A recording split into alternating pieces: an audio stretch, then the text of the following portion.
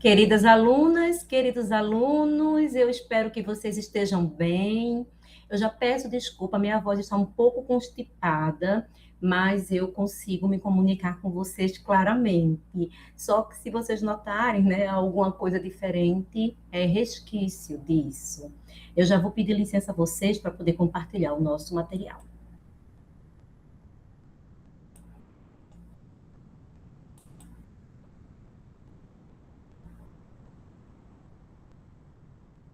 Então, como nós conversamos, como nós conversamos na nossa última aula, essa aula nós iríamos falar do humanismo.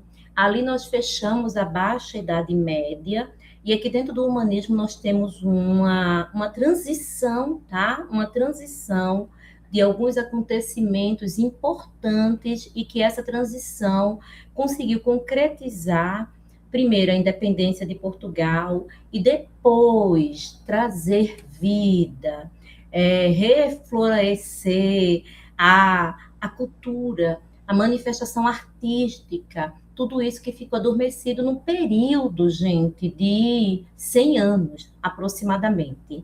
Então, nosso curso de letras, a nossa disciplina Literatura Portuguesa 1, o tema da nossa aula é Humanismo em Portugal, o Teatro Popular de João Vicente. Hoje nós vamos conversar um pouquinho sobre ele e continuaremos na próxima aula. O número dessa aula é a aula 4 e eu sou Valquíria Maranhão, professora da disciplina. Bom, pessoal, dentro da literatura portuguesa, nós temos, né, aquela primeira fase que foi ali, o que nós estudamos ali sobre os trovadores, as canções, aquele período, né, da Península Ibérica, aquela força ainda do galego português, era a língua oficial. Agora a gente já vai ter característica da língua portuguesa, a nossa língua, a língua portuguesa, os escritos, porque agora a poesia ela vai começar a ser escrita, ter prioritariamente essa forma de ser divulgada, o que era diferente quando a gente estudou. Ali a gente tinha as canções trovadorescas e que a oralidade é que tinha maior impulso. Então, nós temos aqui dentro do humanismo esse período de transição, que a gente começa ali a pensar que é o final da Idade Média para o início da Moderna, mas ainda com algumas coisas firmes. Por exemplo, nós tínhamos ali o teocentrismo, não é isso? Na Idade Média, Deus no centro, e agora nós vamos ver uma ação do antroprocentrismo, que é o homem também no centro, mas não abandonando a condição da religião. Mas o período feudal, toda essa questão vai começando a se enfraquecer para entrar o mercantilismo, a força do comércio, tudo dentro disso vocês vão entender essas informações a partir das aulas. Então vamos lá. Nós temos aqui o que nós vamos ver dentro da aula de hoje. É esse percurso, não é, que vamos seguir na apresentação. A introdução ao humanismo, a estagnação e o reflorescimento cultural. Nós vamos ter o período humanista, que ele vai de 1418 a 1527, e as mudanças de mentalidade, muda-se muita coisa e a gente vai entender o porquê. Transição socioeconômica, feudalismo, burguesia e mercantilismo. Nós temos a Revolução de Avis, nós vamos entender que foi a partir dela que tivemos a independência de Portugal, centralização e expansão marítima, o Teatro Popular Medieval, origens, mistérios e milagres, Gil Vicente e o Teatro Português, os monólogos, né, do vaqueiro, que é esse acontecimento muito importante, que abre as portas, né, de Gil Vicente para o teatro, para ele ser visto, notado como um grande autor de teatro, de português. Há quem diga que antes dele não havia nenhum outro nome, nenhum outro nome. E nós vamos ter os tipos de encenações religiosas e profanas e as referências bibliográficas. Então, o desaparecimento dos trovadores. Na última aula, nós falamos sobre a decadência do trovadorismo. Uma delas era aquele apoio financeiro, né, que eles recebiam dos reis, que parou ali de receber.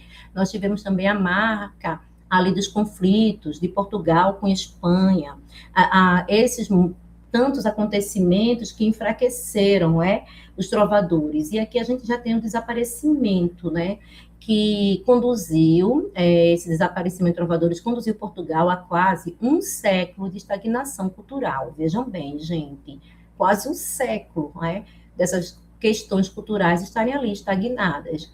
Depois desse longo período de marasmo, as cortes portuguesas viviam, no século XV, um período de reflorescimento cultural, de ressurgimento cultural, marcada pela transição entre o trovadorismo e o renascimento do século XVI, por meio do humanismo. Então, nós temos aqui, um resumo dessa estagnação, desse reflorescimento e da transição. Então, vamos lá.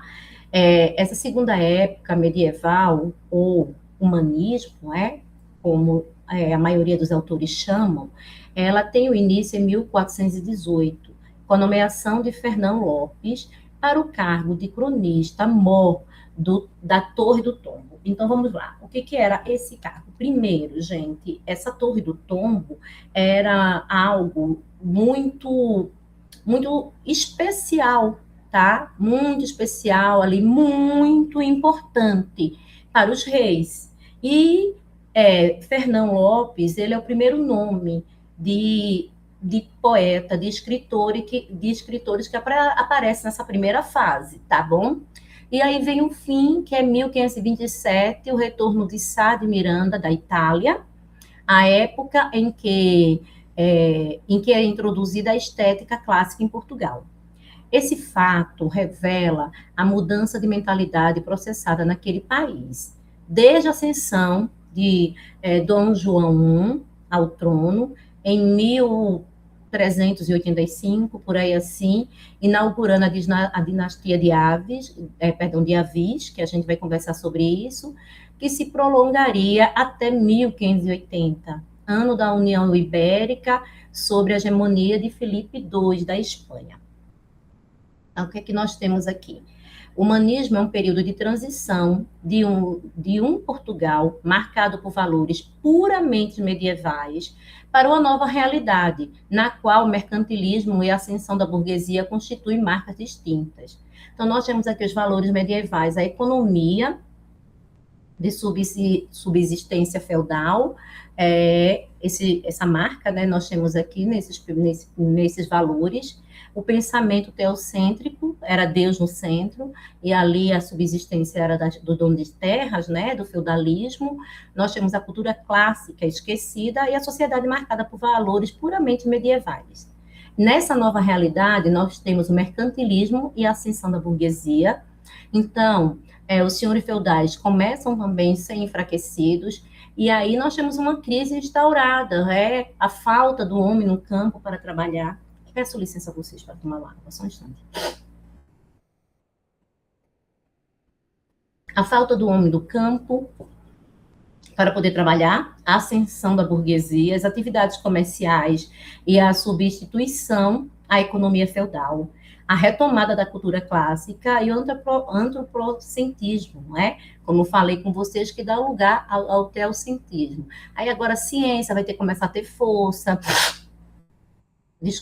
Algumas explicações começarão a ter forças, além da própria informação que só a igreja detinha o saber. Terão agora as outras manifestações, inclusive no teatro de Gil Vicente, na fala de Gil Vicente, ele traz essas outras marcas, mas sem abandonar a igreja, nós vamos entender isso melhor. Então, vamos ver essa crise, dentro do sistema feudal. Essas causas de transição do século XIV. Esse período iniciou-se no século XIV com a crise do sistema feudal europeu, que tem, entre suas várias causas, a peste negra, um acontecimento histórico muito sério que dizimou, gente, a população europeia e desorganizou aquela estrutura social. Nós temos a escassez de mão de obra, a redução drástica de trabalhadores disponíveis após as crises, né, demográficas. Nós temos a Guerra dos 100 Anos, um conflito muito prolongado entre a Inglaterra e França, que enfraqueceu as estruturas medievais, e temos mudanças de relações sociais, as transformações profundas das relações entre senhores e servos, abrindo espaço agora para as novas classes. Então, como vocês observam, são muitas mudanças, não é? E aí a cultura ela vai nesse movimento. Portugal começa a ficar fortalecido. E esse fortalecimento de Portugal, que fortalece também sua economia, consequentemente fortalece também sua cultura. E aí vem esse marco de transição e da centralização do poder. Em Portugal, essa transição e a centralização do poder tiveram como marco cronológico a Revolução de Avis. O que acontece? Aqui, Dom Fernão morre, tá? E ele não tem filho. Então, quem vai assumir a sucessão é o irmão dele. E aí, isso aconteceu em 1383, 1385, aclamando Dom João, que era irmão, não é? Como rei de Portugal. Desenvolveu-se a política de centralização do poder nas mãos do rei, comprometido ali dentro da burguesia mercantilista. Então, nós temos agora Dom João, o primeiro aclamado rei, em 1885, inicia a dinastia de Avis. Aí nós temos a burguesia mercantilista, compromisso do rei com os interesses comerciais, aí vem aquele movimento das transações marítimas, que também vão tomando forças ali em Portugal, que é a expansão marítima, que a partir de 1415, com a tomada de Ceuta.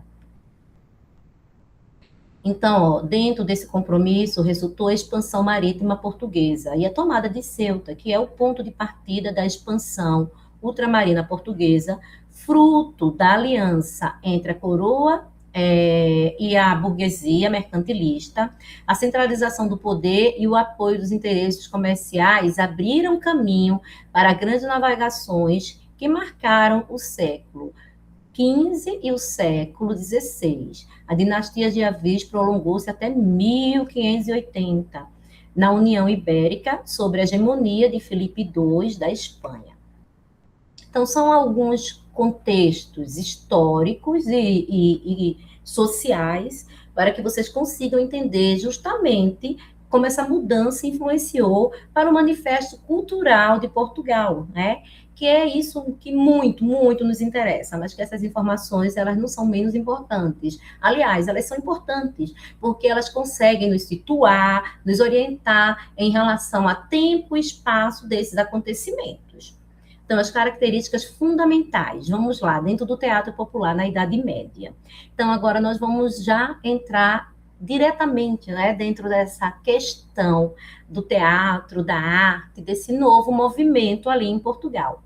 Durante a Idade Média, despontou e vicejou um tipo de teatro que, por suas características fundamentais, popular no tema, na linguagem e nos autores, recebeu o nome de popular. E nós vamos entender por quê. O tema era popular. Assuntos próximos da vida cotidiana e da fé do povo.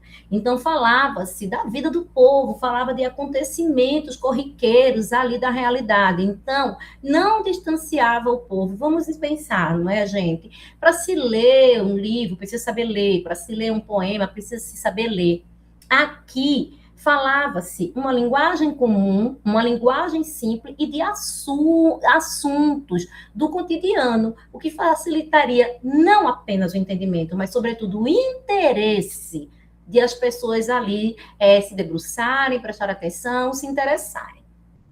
A linguagem popular, como eu disse, o uso de uma linguagem vernácula, acessível a todos, e os atores, gente, também eram populares. O período que o povo passou a representar nas peças. E esse povo não apenas representava, esse povo eram os personagens da peça. Então, as peças iriam falar, gente, de um comerciante, de um padre, de uma senhora. Ele ia falar de pessoas comuns, de situações comuns ali.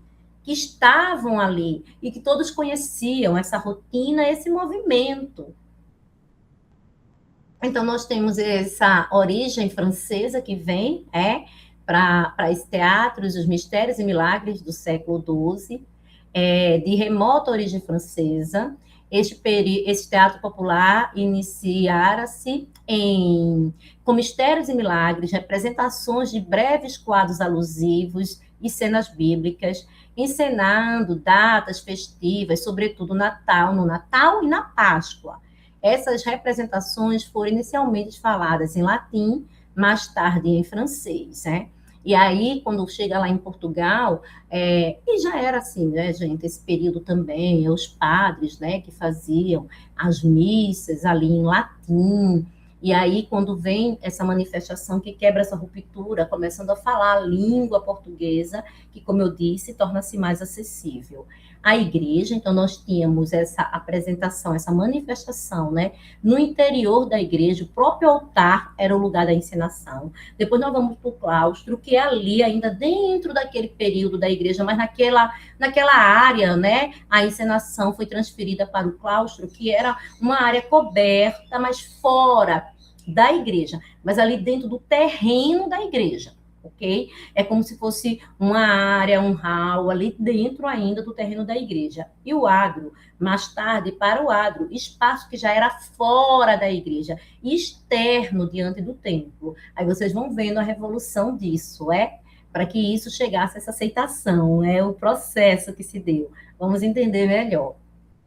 Então, do texto reduzido às grandes produções. No começo, o texto era reduzido e o tempo de apresentação era escasso.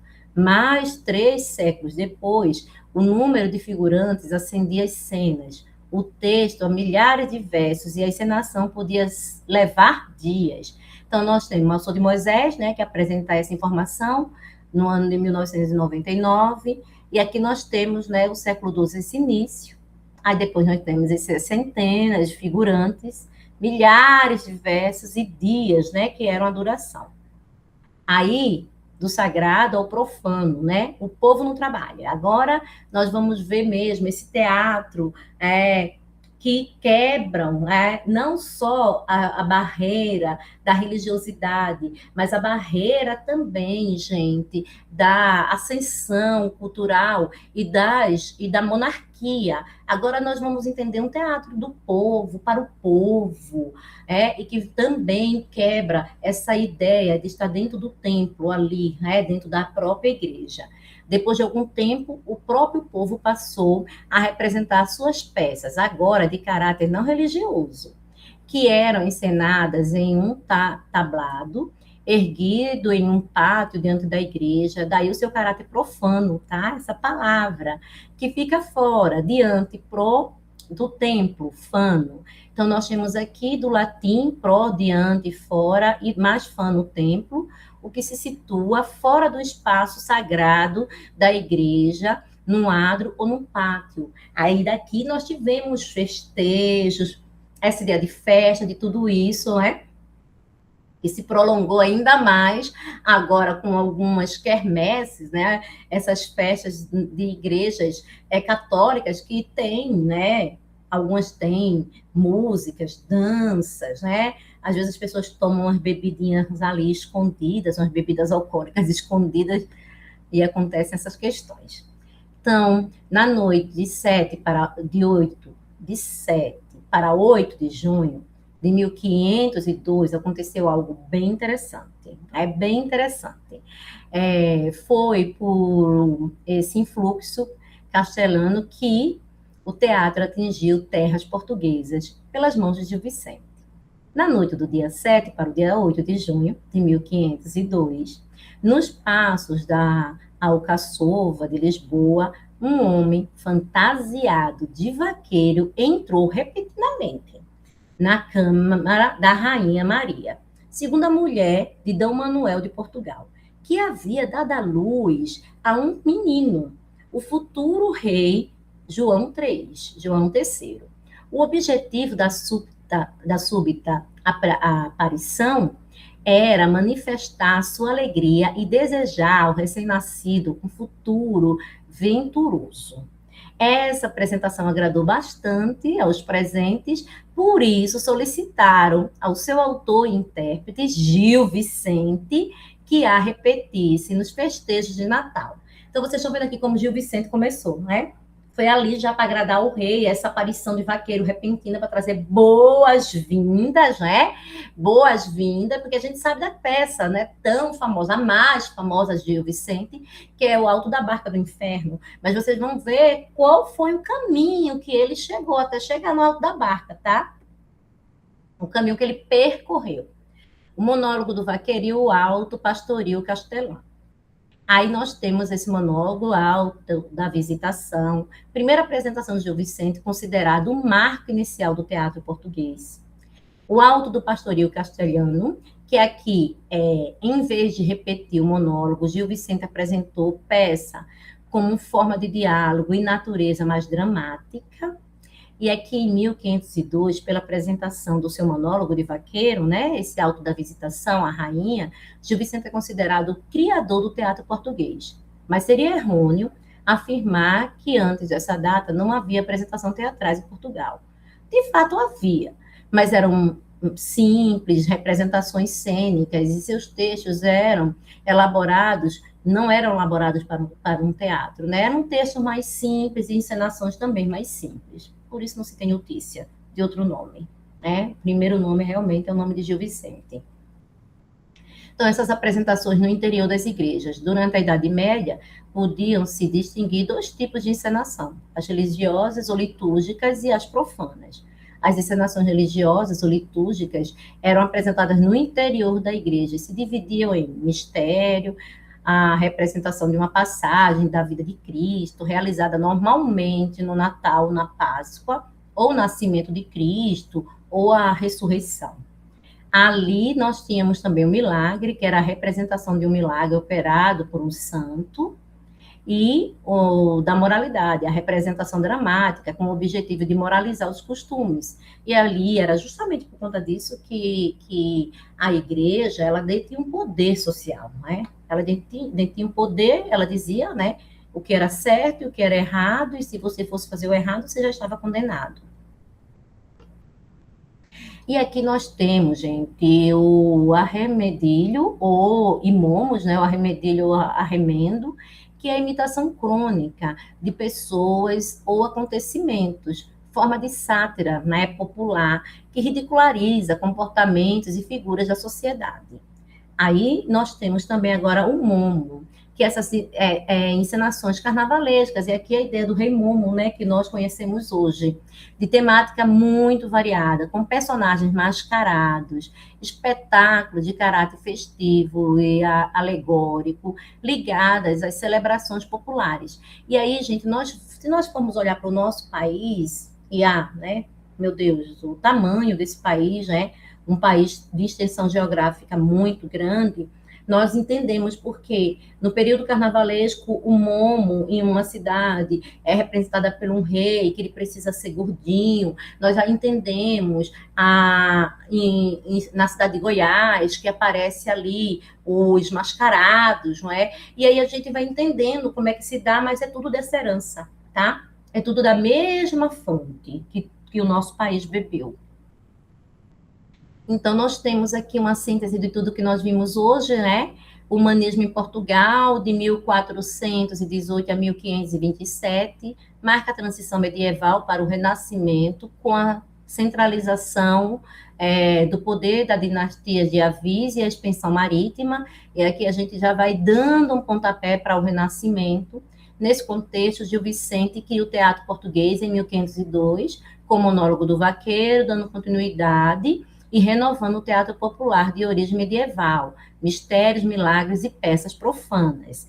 E na próxima aula, nós vamos estudar o teatro de Gil Vicente, algumas marcas das peças de Gil Vicente, e eu tenho certeza que vocês vão gostar muito, porque realmente é muito bom, é muito interessante. Peço que vocês fiquem atentos ao nosso material tanto teórico quanto complementar, para que vocês possam ler aqueles textos, assistir ao vídeo, ficar inteirado do assunto. Por favor, façam. Não fique apenas preso na aula que foi ministrada, mas veja o material. Essas aqui são as nossas referências bibliográficas. Eu desejo para vocês, queridos, bons estudos e até a próxima, se Deus quiser. Forte abraço para todos.